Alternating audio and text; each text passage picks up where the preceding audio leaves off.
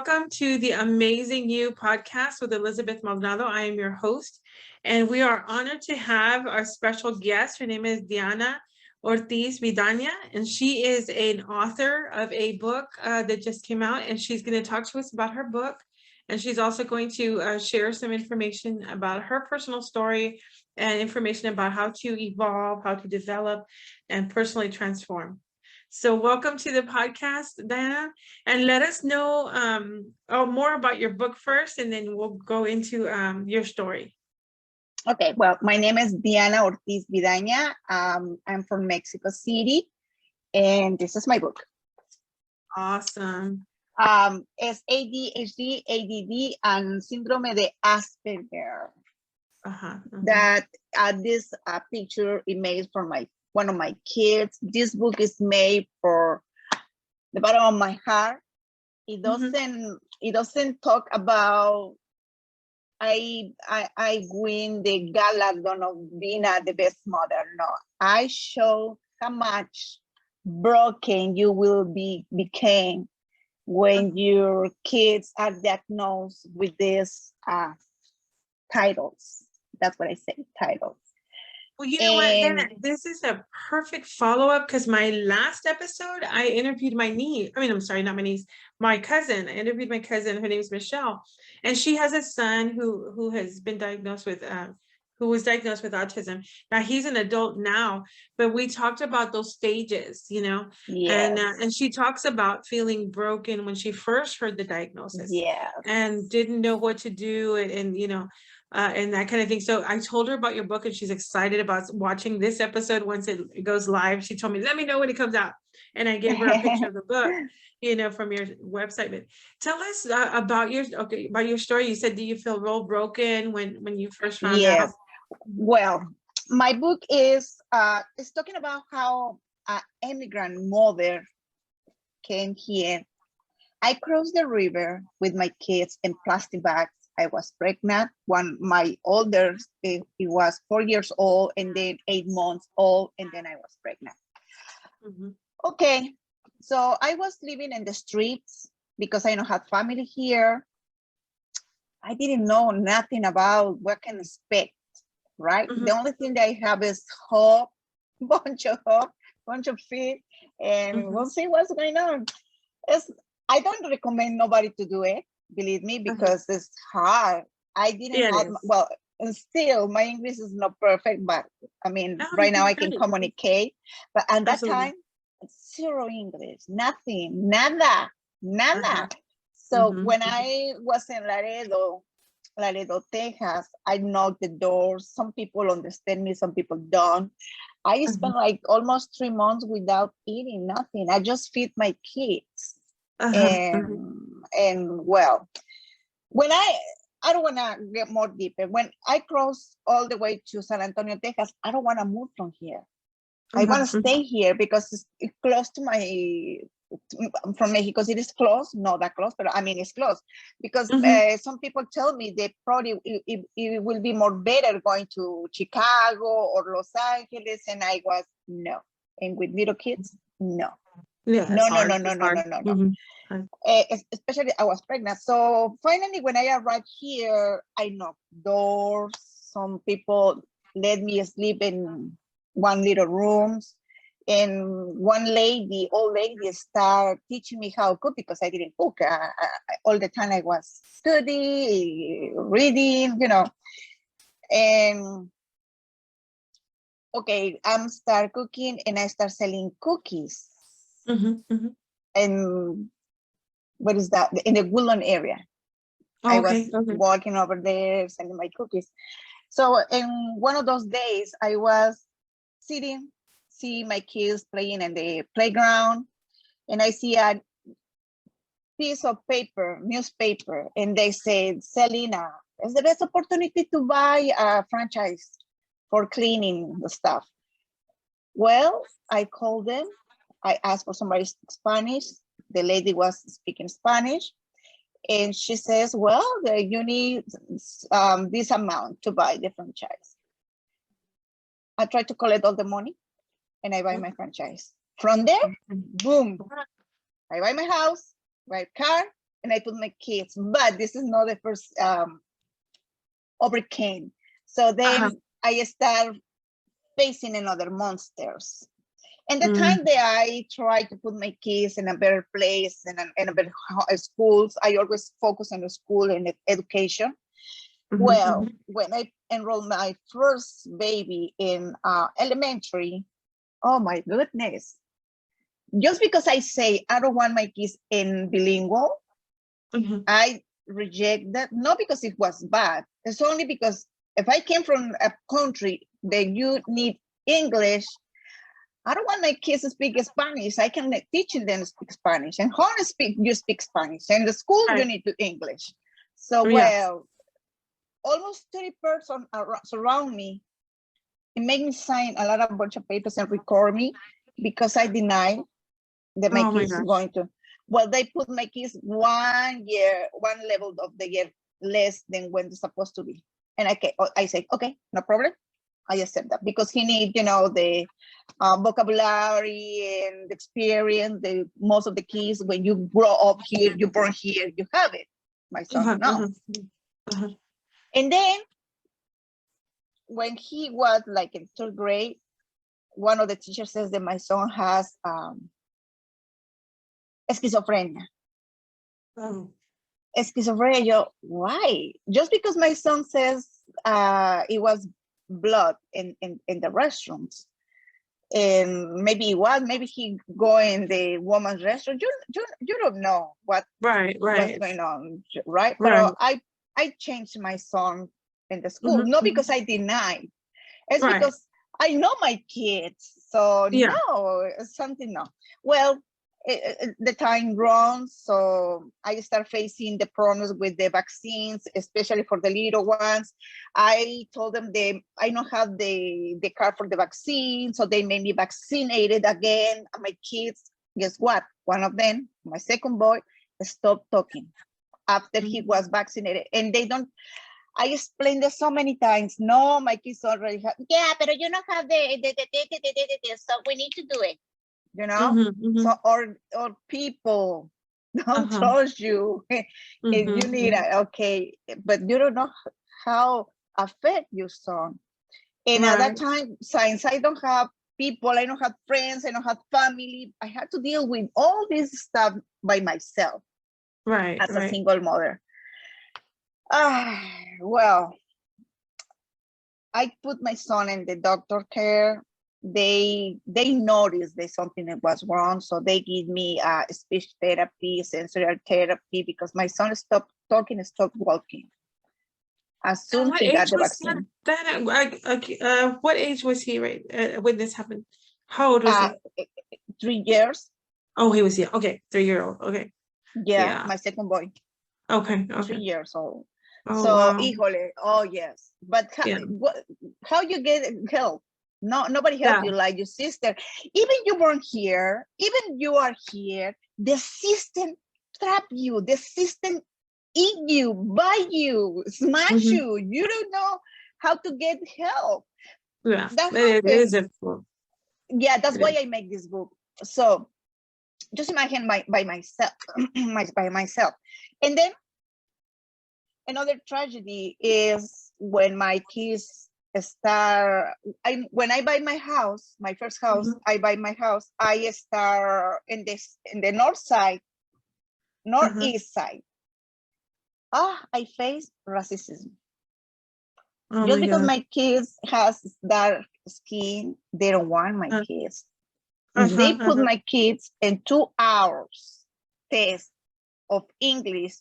That's the way they will be accepted. 2 hours, little kids, 2 hours on their 5-6 persons, watching them if they speak English. For me, it's cruel. And then that school make me put my kids in psychology and psychiatry. That's the way they got medicine for them to be quiet, still. If I don't do it, they will call CPS. So they put me in that situation. I don't want to put my kids in medicine. Oh no, well, let me tell you, when I went to the psychology, one of the doctors started talking with my kids, and my kids are very happy. I have the healthy, except for the second one, for the medicine, for the vaccines. He started talking, he was a little bit more slow than normally, but I mean, at least he's doing it. He's taking classes, regular classes. Okay, that's good. Well, the doctor tell my kids start talking about aliens, little kids, the ovnis and whatever, that's the stuff they start talking about. And the doctor tell them, the only aliens that I know are the Mexican. Oh wow. Wow. Right? Yeah, that's out there. Yes, thank you, doctor, for telling my kids that. Some of my kids are they are not like that. I try to talk to them. I talk to them actually at this time, but they remember that. They always remember that. There's something that they never forget. Too many things. My son, my son has a lot of very good grades. So especially even when they say that he has Asperger, he always quiet. He always in one seat. The difference of the Briston and Jose, my other two kids, they are like an explosion. They are like here, there, they can't stop. He was like quiet. He doesn't go outside. He doesn't play. He played with Legos. He loves playing with Legos, the Legos. Well, that's why they was diagnosed like he has problems to socialize. That's Asperger is. Problems to speak, problems to socialize. But how he's gonna socialize when he has a lot of people in the school tell them you're Mexican? It's like you are not good enough. Well, one of the teachers told me, oh, your son, she was a new teacher actually. That's why she told me he qualified for G talent kids something. I applied for that. I said, well, yeah, so it's good. And guess what? He never got accepted just because he is Mexican. Yeah, that's not right. I think in all the years that we've been here, you would think that the racism and the idea of being like that would no longer exist, but it does. It still exists. Oh yes. Oh yeah. And I know. Then I'm certified as a special education teacher from pre-K through 12, and I know that we had kids that what we called the twice exceptional child. They were special needs because they were, let's say, learning disabled or emotionally disturbed, for example. If a kid was diagnosed with an emotional disturbance, that doesn't mean that they can't achieve academically. I mean, some of these kids were geniuses when it came to the academic piece, but the emotional piece is where they had their problem. So they fit both categories, the GT side and the special ed side, because the special ed, they needed the support for the emotional part of it. But the academic side, intelligence side, they were beyond their peers, they were way up, so we need, it has to be looked at in the whole scheme of things, right? What is in their best interest and where are they at right now, and scaffold their learning from where they're at, and go beyond that. And we were talking about that in our last episode with Michelle. She's a trainer. She's a personal trainer, and she does a lot of fitness stuff. But she said that some of these ladies would come in and they're like, oh, I can't do this and I can't do that because I'm way overweight. But she said, no, don't say I can't. Well, that's not part of our vocabulary. We're going to start with the basics and then we're going to move up from there. And so that's how they need to be with the kids too. It's not this, category of, okay, you're this. Exactly. And when you do that, you stifle their learning and you stifle their idea of creativity. And like you said, they start not wanting to perform because they shut down and they feel like, well, if I'm not, like you said, if their intent or their interpretation is I'm not good enough, well, then why participate or why do whatever it is? Exactly. They was and that's blocking. wrong. Yes, that is so sad. Wrong. That is so sad. Yes, and it's very important as a parent be involved with this situation. It's always, I know we deal with different things. And one of the episodes of my book, I explain too many parents in this time need to work three times and three different jobs for them to pay the rent or bring food to the table, right? So that's why so many kids got lost in this system. And was in the past, like 20 years ago, what's going on with the kids? Well, now it's a little bit, I think we try to save, especially San Antonio. I'm talking about San Antonio. And now most of the kids are safe. No, like in the old times, they belong to the gangs. It was difficult because they feel lonely. They want to feel fit in any area, fit in any circumstance, fit and have love. But the parents are so tired. So tired. How they wanna hug the kids when they almost final the day broken, tired, like, you know? Yeah, we talked about it. I think it was one of our first classes that I had at Incarnate Word, and it was all the classes that we took to be a teacher. And one of the things that we talked about, I think it was in reading and literacy or language arts, and we talked about how the parents who, let's say, work in an office, for example, they come home and they have the energy still to sit with the child and read a book and teach them vocabulary and so on and so forth. When you have the parent who comes from working in the hot sun or on the roof, nailing shingles all day long, and you're hot and tired and burnt, you don't have the energy at the end of the day to sit here and say, okay, let me pour into you and let me read you your book and teach you vocabulary. So it does make a difference. It really does. And, and there's this big discrepancy in the way that they interact with their child because of the job that they have or the work that they do. And the support system, like you said, if you're by yourself, you don't have the support from outside. It's harder for you. I know. But this is a solution. I'm sorry, let me tell you, this is a solution. It's always solutions, solution, because this program is about talking solutions. When you're tired and you don't have any energy, let them explain you what they do during the day. Let them explain you what is the homework about. Let them explain you, or let them read you. That's the way that you learn English at the same time. That's why true. I get my English. That's true. No, it's true. You can go both ways. You're right. You're absolutely right. So I think the interaction's key. Yeah, the interaction is key. I know that a lot of times when we were growing up, a lot of the things that we talked about that were serious, that were really important, they were done at the kitchen. I mean, at the kitchen table, at the dining table. That's where we all sat down and talked. Once you moved away from the table, everybody kind of went their own way. But if you're sitting at the table, it's a one complete unit and you have everybody's undivided attention. And so when there was something really serious or something important, it always gravitated to the table. It just was that way.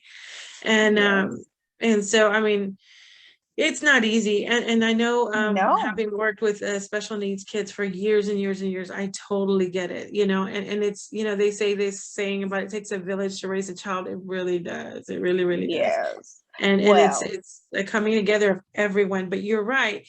When those pieces don't fit together like a puzzle, and you've got, these underlying issues of racism or looking at people like they're for, you're looking down your nose at them because you think you're better, that causes a disconnect. And then those pieces don't fit together. You don't have the full picture anymore when you take those pieces of the puzzle apart. So that's kind of what is happening with the community. And I know one of the things that my niece, I keep saying my niece, my cousin mentioned was that growing up when with her son with autism, she said there were a lot of resources when they're little, when they're like little kids. She says once they become adults, there's not as much available. And she says, and people forget that, hey, these kids grow up to be adults. Like, what is there now? And she talked about a program, Eva's Heroes. And she said that they do, Eva Longoria has it. And she says that they do a lot for kids with special needs, which is great. But she says there's not a lot out there. And there needs to be more. She says there needs to be more, and there needs to be something consistent. Yes, this is the very, very, very big problem right now, and this big problem because the medicine that you provide or they provide to your kids are like, it's a real drug. You buy those pills in the streets for the kids to get high. You know, these are real drugs. It's a prescribed drugs. It's in English, amphetamines. Amphetamines. Amphetamine, yes. Adderall is amphetamine.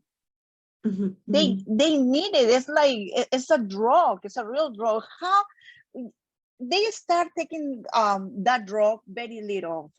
They start in the 5 milligrams. Well, my kids now, well, my older is 27. That's why I can tell you through my experience what I see, what I observe on my kids. They start taking those pills for 5 milligrams. They get all the way to 30 milligrams. It's supposed to be the maximum. Okay, 30. And when you stop that, what happened when you stop taking drugs? Most of the kids got lost, using other ones. This is another big, huge opportunity for them to fail in the system.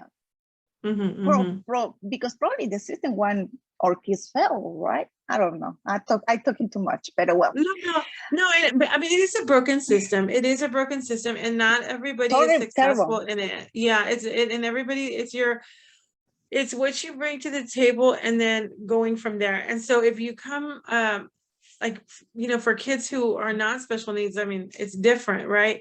But for someone who needs the accommodations, the modifications, and the medication, that does make a difference. And some drugs are addicting. Some drugs really are addicting. And I know that for a long time people were on Ritalin, and then they moved from Ritalin to Adderall. And, you know, and it just keeps changing. And even people who are on psych meds, you know, they're on it for a while, and then it doesn't do the effect that they need anymore. And so the doctor will change it to a different prescription so that they can still get the effects that they need. But it's an ongoing, like, trial and error. And if you're on it for a long time, you can become addicted. And so the system, you know, it's very broken. It needs to be adjusted. There's lots of things that need to happen. And depending on your underlying issues, it can be more it's very, very important. That's why it's very important as a parent, be with your child, no matter what. Your child is your priority. Your child is your only way to be successful in life. Not to have houses, not to have cars. Your child are your only success in life, because this situation is so hard and it's so broken heart for too many parents. You just need 6 months taking one pill to become addict. No, that's the word, addict. 6 months only. Just imagine 8 years. And not only that, when your kids start having the biological change, the puberty, or everything go changes, crazy. Yeah, the chemical part of it changes. Yeah, that's true. Well, that medicine increase 1,000 times all the effects, the normal biological effects. That medicine increased. Well, one of my kids wanna suicide, wanna commit suicide. One of my kids, my second boy. And then my little ones, who is the one who take more medicine for more time, he almost died. He passed out because the medicine locked for you to eat. You don't sleep for weeks. You don't eat. You don't drink water. And I was at time, they was so concerned about the behavior of my kids. They had to experience by myself what kind of medicine they took. And I took it for 1 week. You feel these muscles stuck. You can open the mouth. That's why you don't talk. You have a dry mouth. And then around the medicine go up for your body, you feeling so nervous, so shaking, and you want to run, and you want to do a lot of stuff. It's shocking. When I experience by myself, I say, it's enough, no medicine, no medicine. and then my kid was in the hospital. I took this program for neuro something, and guess what the doctor told me? No, it's not the medicine.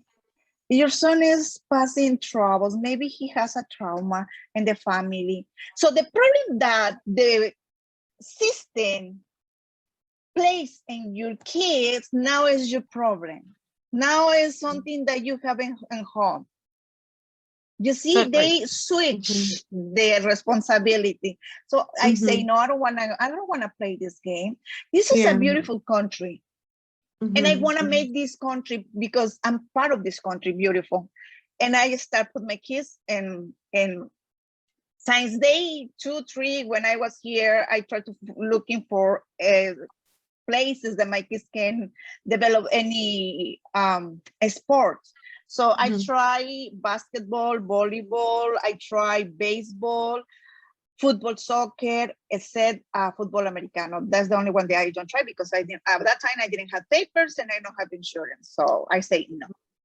Yeah. Well, and I find the swimming in the natatorium. This over there by what is Commerce Street? Oh, on the south side. So I find that place for all year long. They never stop, because if you go to the basketball, you just for season, right? Volleyball just for season, right? And you spend too much money and uniforms and things like that. So I enrolled them in the swimming pool all year long. Just one underwear, go to the pool. That helped me a lot with all the energy that my kids has, the medicine go away, they stabilize the brain, the thoughts, the everything. So it's very important, find a place where your kid can develop his attitude of the sports. I don't know if this is the right word, but if he is good in something, you know, and you know your kids, if he is good in something, make that happen.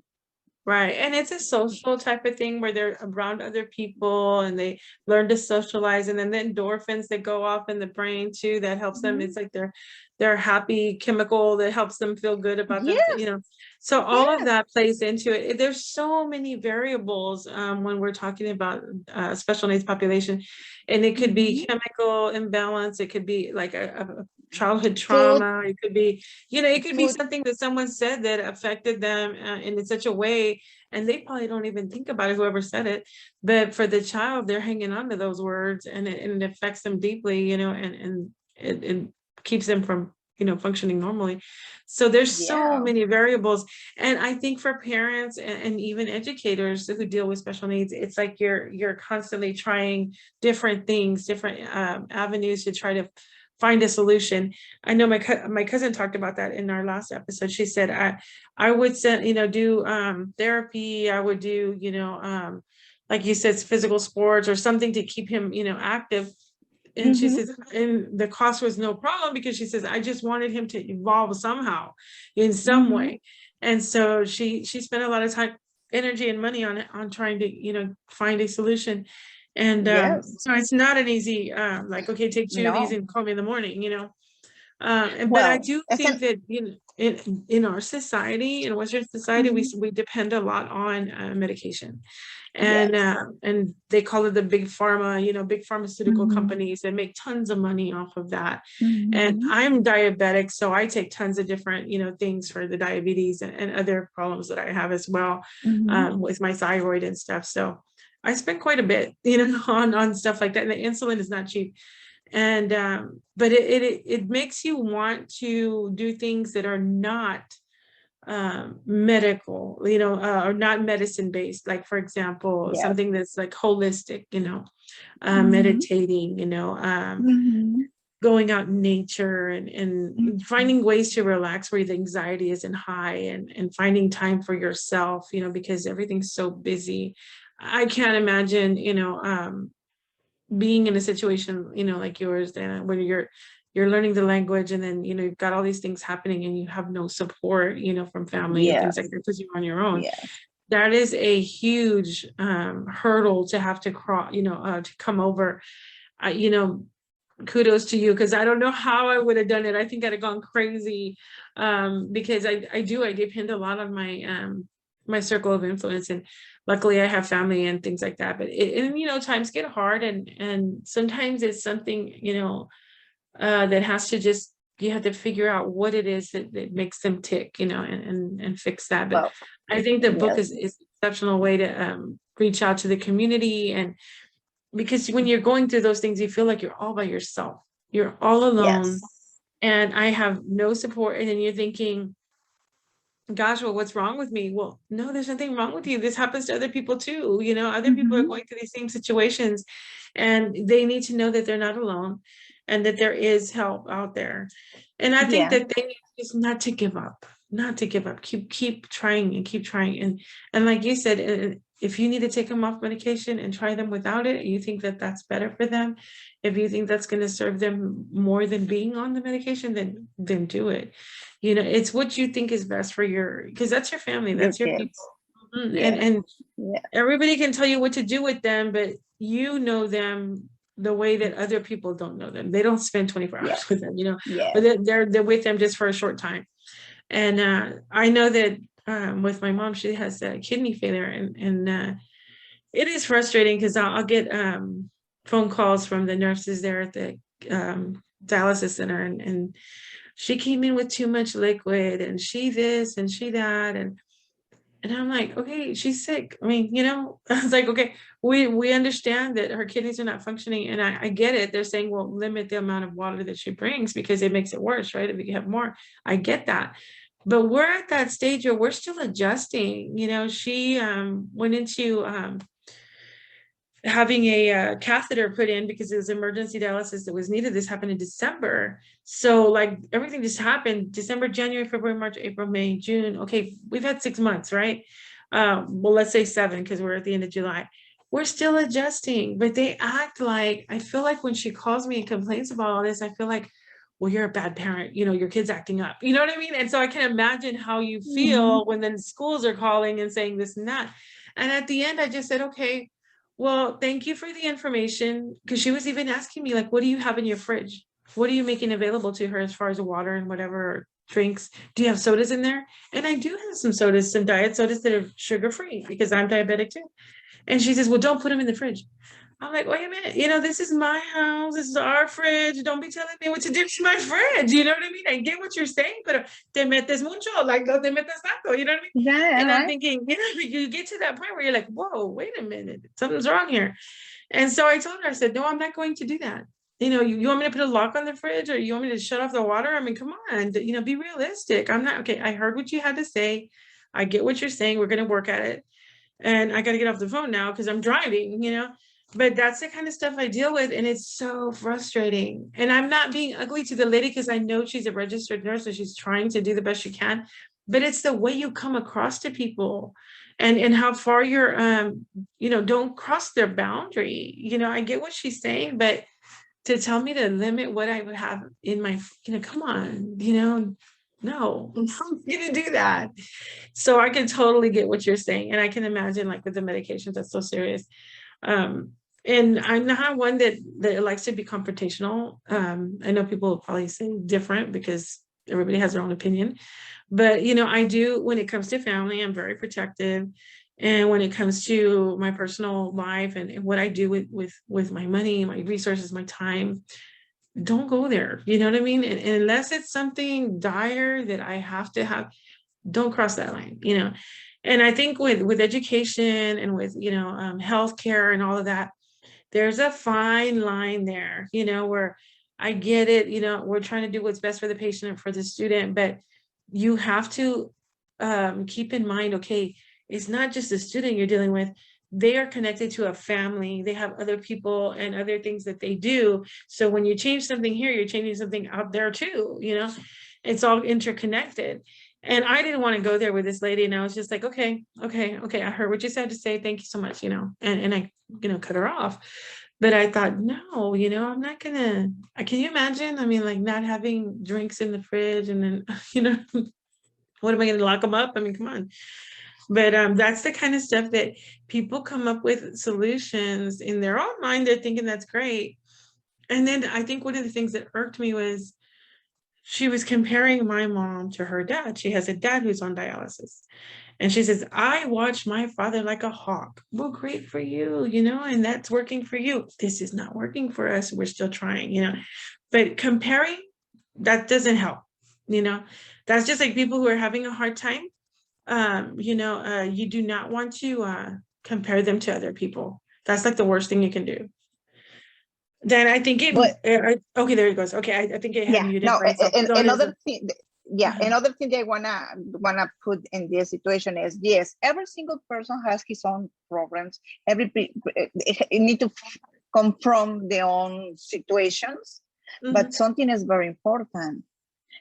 When you know your family, when you know how they wanna react, like, and you no matter how you protect, even you are busy, like when you have your kids are small, right? They are little kids. You are cooking and then washing the dishes, but at the same time, you watch your kids.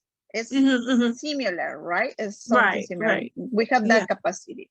So the next step that when you do that is also became a friend of the teachers.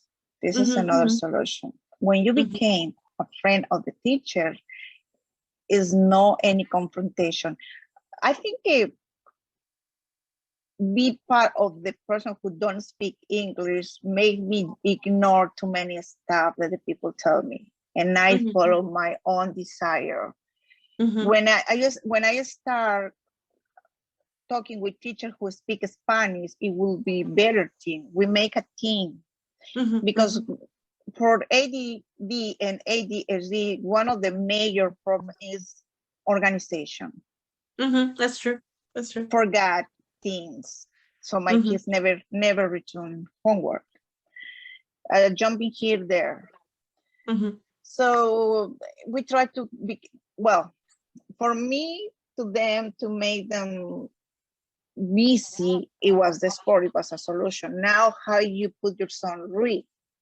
Because the school make your kids read, right? They need to read. They need to have several amounts of books to read, especially in this area. Remember, we're talking about how much different is between North and South, and how much they push these kids read a lot, and over there not that much, and too much. So when you know all this stuff, well, you have to go in the middle. Don't be in this side, don't be in that side. So try to be in the middle and try to get both experience, because I live in both sides, and try to get the best of those sides, right? And try to make a team. Since I know how family, I try to find kids, and I try to involve more with my kids. That's the way that they can learn and know they have a body, and this body need to react, but need to react correctly, emotionally. And then the sports may help, the sports help them to be more consistent in a structure for the school. So all these little things, all these little modification that you have in your kids, it will be a big difference, a big success for them in the schools. My oldest now is almost graduated from PhD. He's doing his PhD in neuroscience. That's awesome. And yes, it's supposed to be. Well, why he chose to become a neuroscience is because he want to learn how our brain works, why our brains needs medication, and what is the purpose of those medication, or what is the side effects. So that's what he does. And then my second boy, science, he has that, but it's not disability, it's just he's more slow to learn. He is more slow to do things. He is more like, how explain one word, like easy bad, or this is I think that's the word. Easy back, like when you don't do, you don't. Oh yeah. Like more laid back, laid back, like Laid back. yeah, There you go. yeah. Okay, well, now he signed a contract with Amazon and Netflix. He is a photographer and he doing movies and he's doing commercials for different brands. So That's awesome. That's awesome. I never think that he's gonna be in that side because since he was zero motivation. I told you he is the one who wants to suicide. Commit suicide. So he doesn't have any motivation, nothing, because the school always tell them that he's Mexican and he has that, he make that a big problem, you know. So and I told them, no matter how much you tell them, they you're my mom. Yeah, what you mean about that? Yeah, you're my mom. You don't know nothing. The real world is there. So he doesn't want to push himself more, but it was a big difference now. He is very active. He loves what he done. He loves what he do. He's behind cameras. He's directing. He's recording. Wow. He is doing the lights. He's doing the sound. That's exciting. I mean, that's exciting. And you have to find your passion. And if that's his passion, nurture it, you know, just encourage him to continue to do that. And there's a need for that kind of thing. I know I just recently started getting involved with public speaking and things like that. And I watch like the people who do the live streaming and the cameras and then the video editing. And there's so much that goes into all of that. I mean, I never realized just how involved it was. And I look at them and I'm just like in awe of how they can take something and make it look wonderful. I had somebody do like a 90-second video of a long 20-minute video, and he took bits and pieces and edited it and added music to the background. And, oh my God, girl, it came out. I was like, man, I was just in shock at how good the work was and how awesome he made it look and sound. And then I got a whole bunch of compliments because I posted it on Facebook for people, I shared it with people. But I was just like, oh my God, he made me cry just to watch it, and I thought, oh, wow.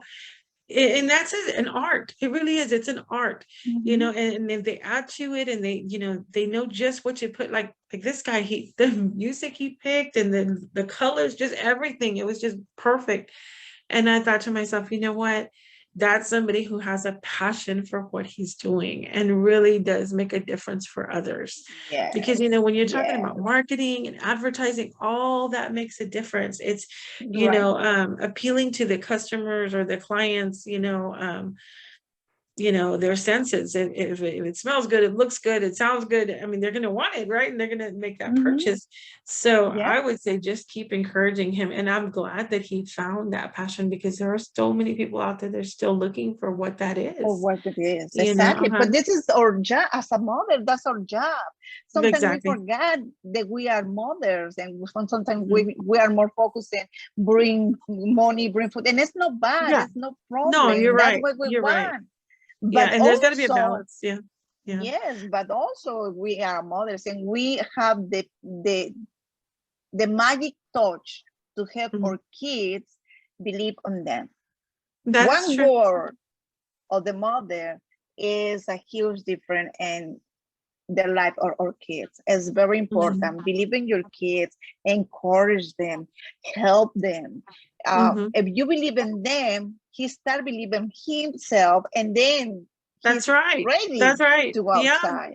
Yeah, even as adults, sometimes you quit believing in yourself. And I know I've been there, and you don't pour into yourself. You do the negative self-talk, and then it took somebody else coming in and saying, no, I believe in you. You can do this, and then you start believing in yourself, and you just run with it, It's very important. Yeah, and you want to keep your kids out of that dark, place, because you can spiral. You can hit rock bottom, and then then what do you do?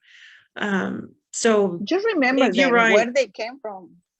It's important. It's very important to remember them, where you came from, how hard was the shift, how hard it was the road that you crossed.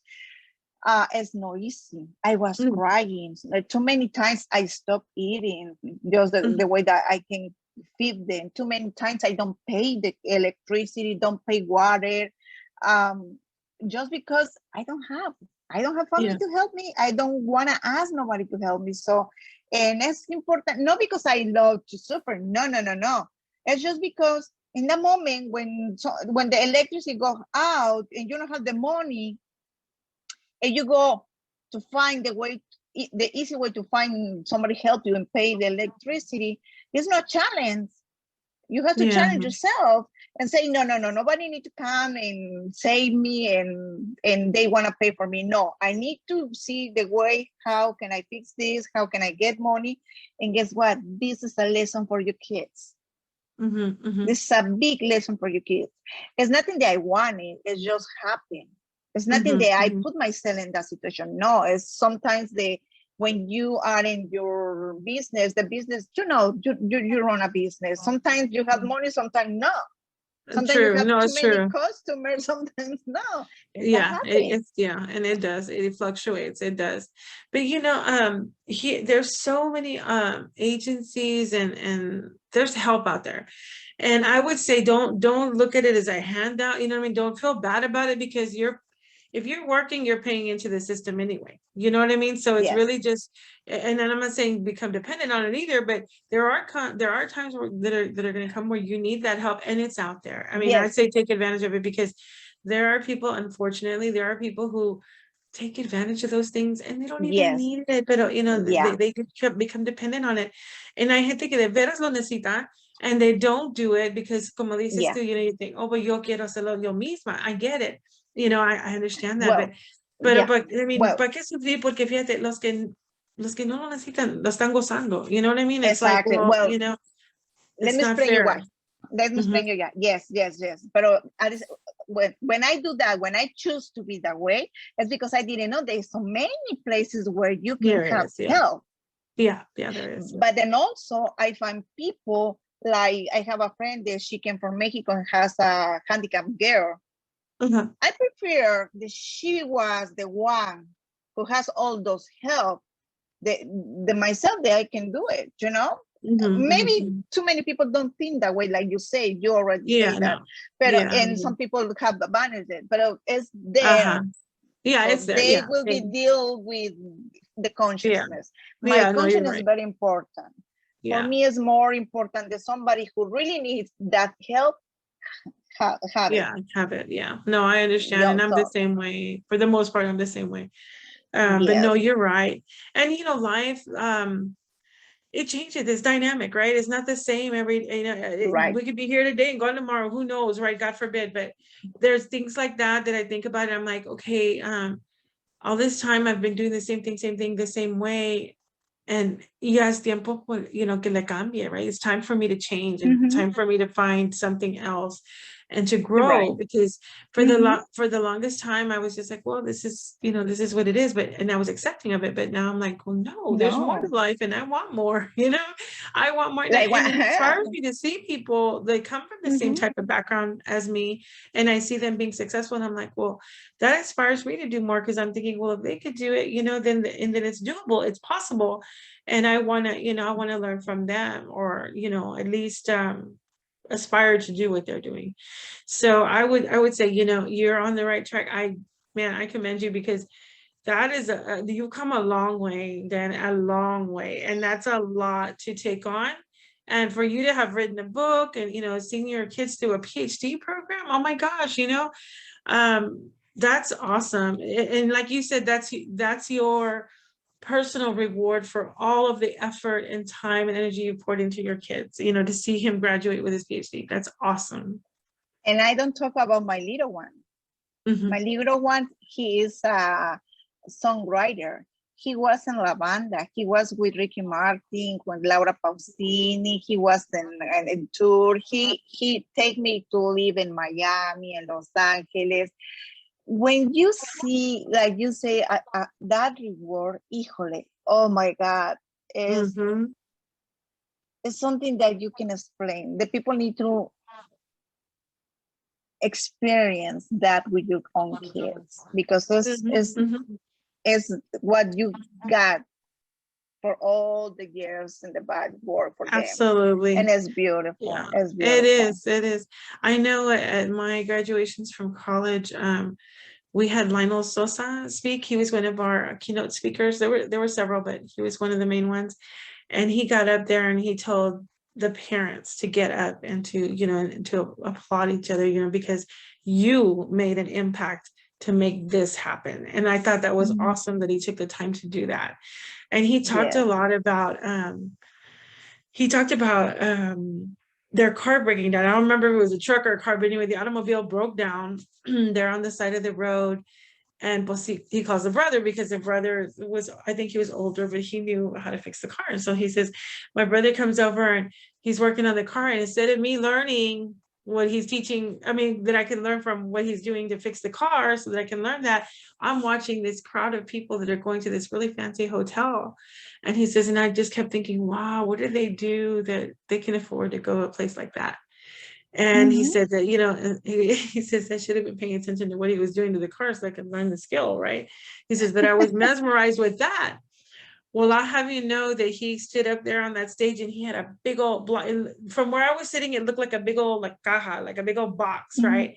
And it was all those keys that you use to get into the hotels. It's all the different hotels, the fancy hotels he had stayed at. Wow. He said, but look where, where I've come, how far I've come.